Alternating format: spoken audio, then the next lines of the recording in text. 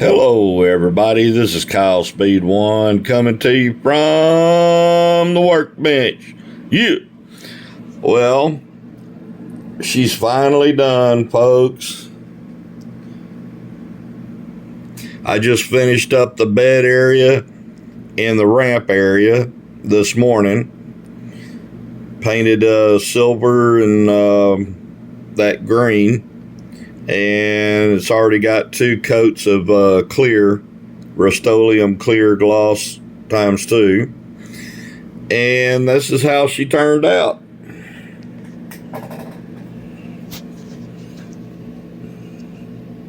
Painted the interior. The seats are kind of a tan color. I repainted the driver, gave him a green shirt to match his green van.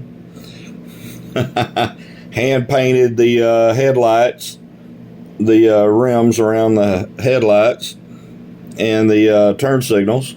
Painted the mirrors.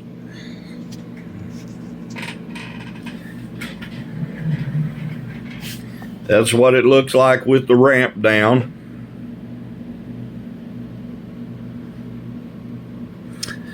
Here you can see I tried to recreate this part here that wraps around the back of the cab, and also the got some dust on it. Put the little rain rail back across there, all done with styrene, and I'm doing this one-handed, so that's what it looks like with the ramp up, as well as from behind.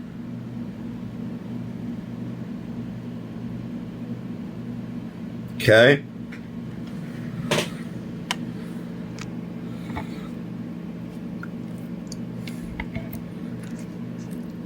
And y'all seen the underside before, but I've got it all painted and done. There's the underside. I have a magnet located up here where it holds the I gotta repaint the landing gear. If I can get this open one-handed.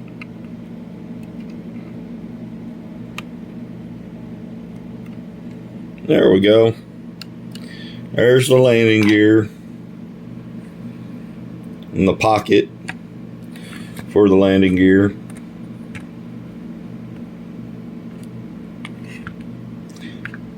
That's what it looks like when the hydraulic lift system is up, or down rather. There's the ramp, and as you can see, my green car goes with the green car carrier just fine. I got the decal, the Porsche decal, off of eBay. I tried to find decals of the Stuttgart Porsche shield, or the family crest, for the door, but I can't find anybody that makes them for 1/32 scale.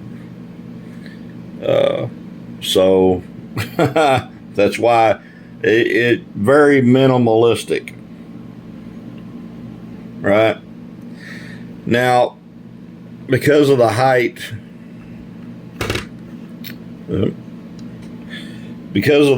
of the ramp, with it folded up like this, I've got to go back to 2 of my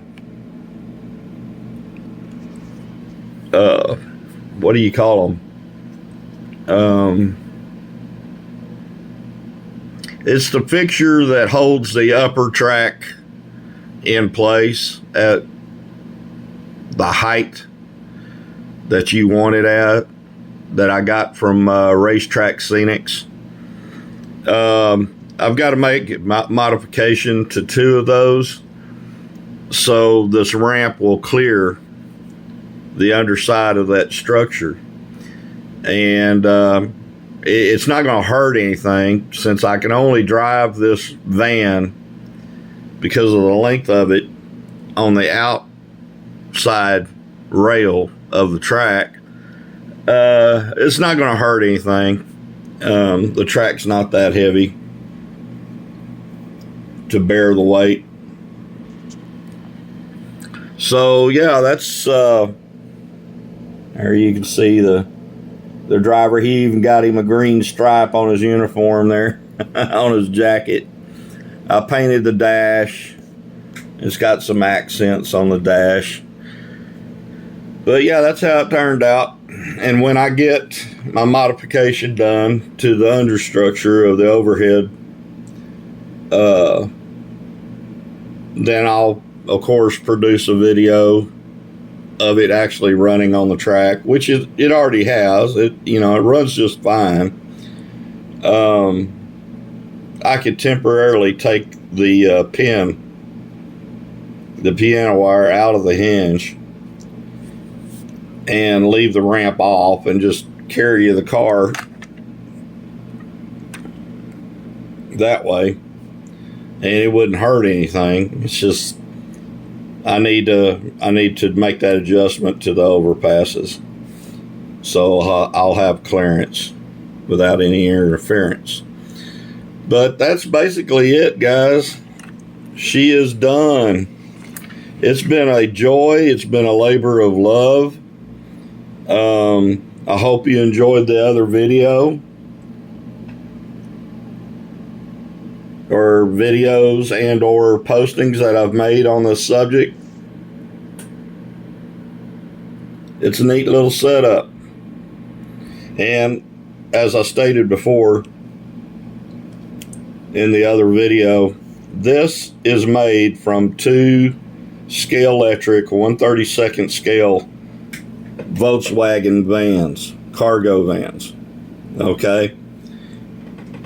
Reused many of the parts. I did have to do, some estimations and calculations on the length and all that, but basically that's why I started with the body, because I wanted to get the overall length right with the body and the bed, so it could house some different cars.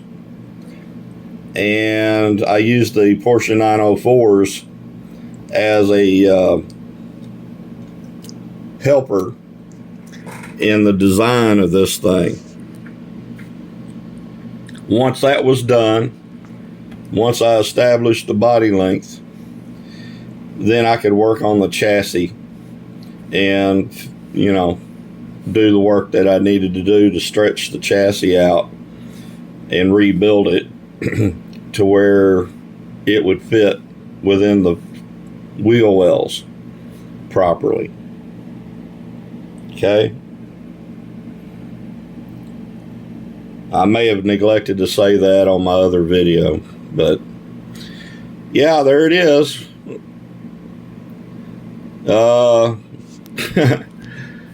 It wasn't all that bad. The chassis probably provided more of a challenge than the body did. But I have to say, it's been a very worthwhile project. I'm happy with the way it turned out. The idea of using the .050 tubing and piano wire to make my hinges, that turned out very well. The use of the 15,000 styrene to build the cab and the platforms and the ramp turned out really well. So if y'all have any questions, feel free to ask them. Don't forget to subscribe if you want to, and leave a like behind if you want to. And I'll be giving you future updates on the one that started it all. And that's this little honey here that's requiring a lot of Mr. Putty.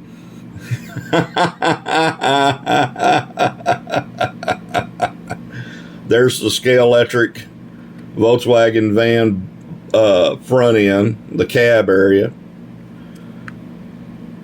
And you see how I grafted it onto this resin body. That the only thing that's really left is the sides. Everything else got cut away. Now it's not wanting to focus. But whoever made this resin body, I'm glad they did it, because it gave me the idea to do this project. But it didn't come out the mold entirely right. There was twist in it. The thickness in the resin varies quite a bit. And it's been a lot of work. This has been more work than this project was. Just taking two Scalextric vans and putting them together to form this car carrier. But like I said, I'll be giving you updates on this one pretty soon.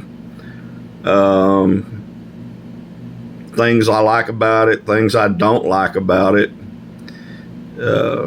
It does have a different ramp system, as you probably noticed.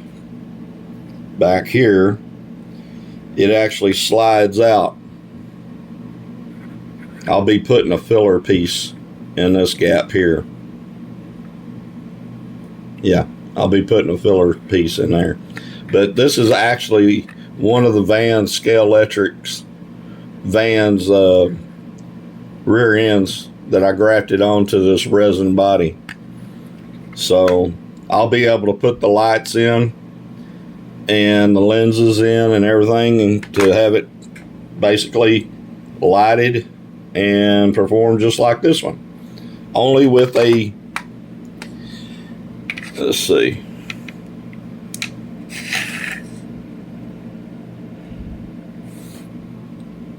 only with a shorter wheelbase. Not much of one, but it's shorter.